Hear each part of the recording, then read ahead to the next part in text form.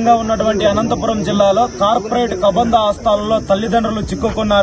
చిక్కుకున్నటువంటి తల్లిదండ్రులు విడిపించాల్సినటువంటి బాధ్యత ప్రభుత్వం పైన, ప్రభుత్వ అధికారులపైన, విద్యాశాఖ అధికారులపైన ప్రధానంగా ఉంటే ఈ రోజు ఒకవైపు ప్రభుత్వం ఏమో విద్యాశాఖ మంత్రి నిర్లక్ష్యంగా వైఖరిగా వ్యవహరిస్తున్నటువంటి తీరు ప్రధానంగా ఈ జిల్లాపై ప్రత్యేక దృష్టి పెడతానని చెప్తున్నటువంటి అతని తీరును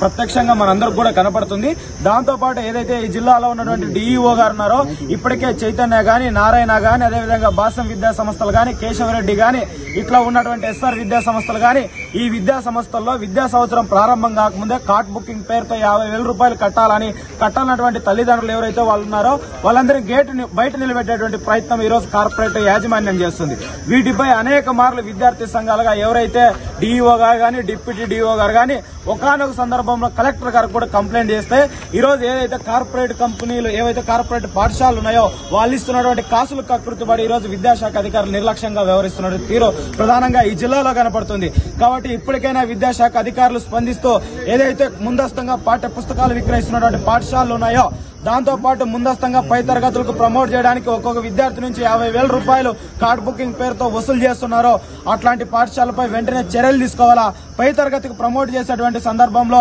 ఫీజు ఎంతో చెప్పమంటే ఫీజు చెప్పుకోకున్నట్టుగా మొదట మీరు 50% ఫీజు చెల్లిస్తేనే గానీ పై తరగతికి సంబంధించినటువంటి ఫీజు చెప్పుకోమని చెప్తూ ఈ రోజు విద్యార్థుల తల్లిదండ్రులను పక్కదోవ పట్టించి వేల కోట్ల రూపాయలు విద్యా మాఫియా ఈ జిల్లాలో జరుగుతుంది. వీటిని వెంటనే అరికట్టాలని ఈ రోజు భారత విద్యార్థి ఫెడరేషన్ ఎస్ఎఫ్ఐ కూడా డిమాండ్ చేయడం జరుగుతుంది.